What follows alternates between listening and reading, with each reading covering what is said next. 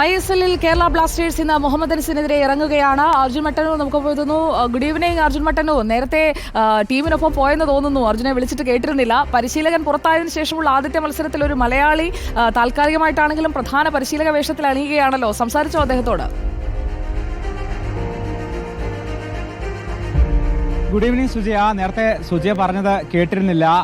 അതുപോലെ തന്നെയാണ് ആരാധകരുടെ മുറവിളി ഈ ടീം മാനേജ്മെന്റും കേൾക്കുന്നില്ല. അതുകൊണ്ട് തന്നെ ഇന്ന് ആരാധകർ വലിയ തോതിൽ കുറവാണ്. സാധാരണ നിറഞ്ഞു കവിയേണ്ട ഒരു സമയമാണ്. പക്ഷേ ഇപ്പോൾ മഞ്ഞപ്പടക്കാർ ഒക്കെ തന്നെ ടിക്കറ്റ് വിൽപ്പനയിൽ നിന്നും പിന്മാറിയിരുന്നു. അതോടൊപ്പം തന്നെ അവർ കൂടുതൽ പേരും കളി കാണാതിരിക്കുന്നുമുണ്ട്. അത്തരത്തിലൊരു പ്രതിഷേധം ആരാധകരുടെ ഭാഗത്തുനിന്നും ഉണ്ട്. ഏതായാലും തുടർ തോൽവികൾക്ക് ശേഷം ഈ കോച്ചിനെ പുറത്താക്കി, മിക്കായൽ സ്റ്റാറയെ ബ്ലാസ്റ്റേഴ്സ് പുറത്താക്കി. അതിനുശേഷം മലയാളിയായ താൽക്കാലിക പരിശീലകൻ TG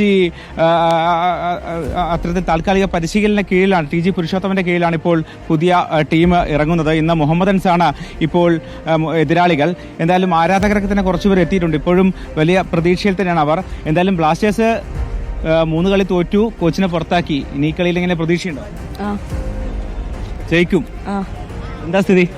തീർച്ചയായിട്ടും ജയിക്കും. ഞങ്ങളൊരു 3-1 പ്രതീക്ഷിക്കുന്നത്. തീർച്ചയായിട്ടും 3-1 സ്കോറിൽ തന്നെ ജയിക്കും. ആരാധകരെ എല്ലാ സങ്കടവും ഈ കളിയോടുകൂടി ഞങ്ങൾ മാറ്റിയെടുക്കും തന്നെ വിചാരിക്കണം. ഞങ്ങൾ ഒരു സംശയവും വേണ്ട.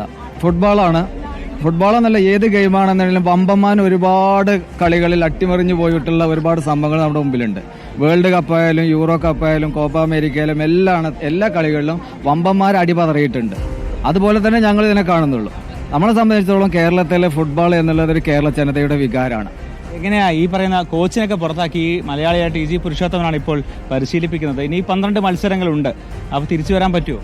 കോച്ചിനെ പുറത്താക്കിയതുകൊണ്ടല്ല കാര്യം, പ്ലെയേഴ്സിനെ ക്വാളിറ്റി പ്ലെയേഴ്സിനെ എടുക്കുന്നതാണ് കളിയുള്ളത്. ഏത് കോച്ച് വന്നാലും പ്ലെയേഴ്സ് ഉണ്ടെങ്കിൽ ആ കളി ജയിക്കാൻ കഴിയുമെന്നുള്ളതാണ് നമ്മുടെ വിശ്വാസം.